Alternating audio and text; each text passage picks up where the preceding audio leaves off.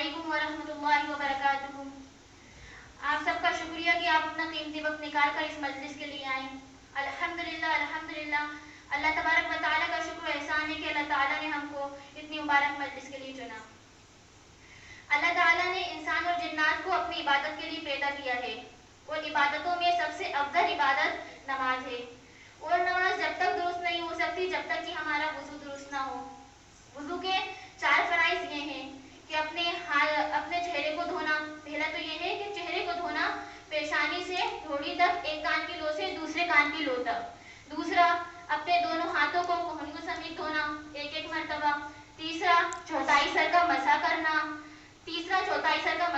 اور چوتھا ہے اپنے پیروں کو دھونا ٹخنوں تک۔ یہ 4 فرائض ہیں، اگر ان میں سے ایک میں بھی کمی و بیشی ہوگی تو وضو صحیح نہیں ہوگا۔ السلام علیکم۔ آپ یہ بول رہے ہیں کہ یہ 4 فرض کرنے سے وضو ہو جاتا ہے، بلکہ ہم نے بڑے لوگوں سے سب سے یہی سنا ہے کہ 3 مرتبہ ہاتھ دھونا، 3 مرتبہ کلی کرنا، 3 مرتبہ ناک میں پانی لینا، اور اس میں تو یہ سب چیزیں ہے ہی نہیں، نہ کلی کرنا ہے نہ ناک میں پانی لینا، تو پھر اس سے وضو کیسے صحیح ہوگا؟ اعوذ باللہ من الشیطان الرجیم، بسم اللہ الرحمن الرحیم۔ یا ایھا الذین آمنوا اذا قمتم الى الصلاة فاغسلوا وجوہکم وایدیکم الى المرافق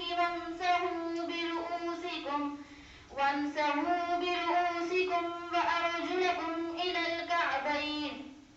اللہ تعالیٰ نے فرمایا ہے، یا ایھا الذین آمنوا، اے لوگوں جو ایمان لائے، اذا قمتم الصلاۃ، جب تم نماز پڑھنے کا ارادہ کرو، فاغسلوا وجوہکم، تو اپنے چہروں کو دھو لو، وایدیکم الی المرافق، اور اپنے ہاتھوں کو الی المرافق، کوہنیوں تک دھو لو، وامسحوا برؤوسکم، اور اپنے سروں کا مسح کر لو، وارجلکم الی الکعبین، ارجلکم اپنے پیروں کو دھو لو، الی الکعبین ٹخنوں تک۔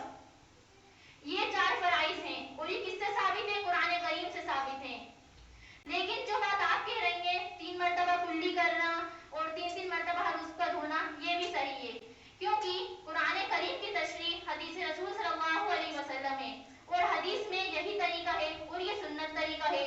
اگر کوئی شخص اس کو ترک کرے گا تو وہ گنہگار ہوگا، لیکن اگر کسی کو کوئی عذر پیش آ جائے، جیسے کہ پانی کی قلت ہو، پانی کم ہو کہ اپن پورا وضو نہیں کر سکتے، تو یہ 4 فرائض ادا کر لیں، یا پھر وقت کی کمی ہو تو یہ 4 فرائض ادا کر سکتے ہیں، اور اس سے نماز ادا ہو جائے گی۔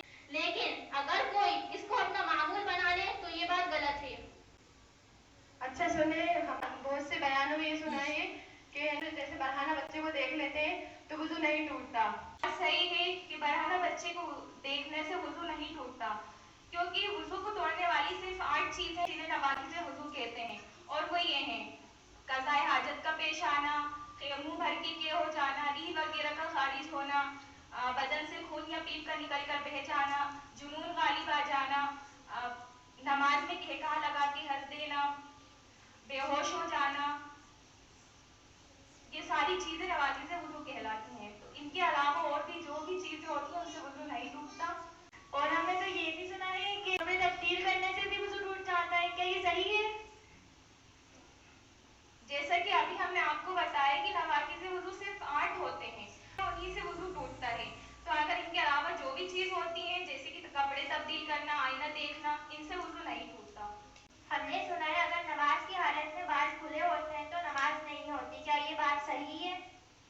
نہیں، یہ بات صحیح نہیں ہے، کیونکہ جو بال کا منع کیا گیا ہے وہ اس بنا پر ہے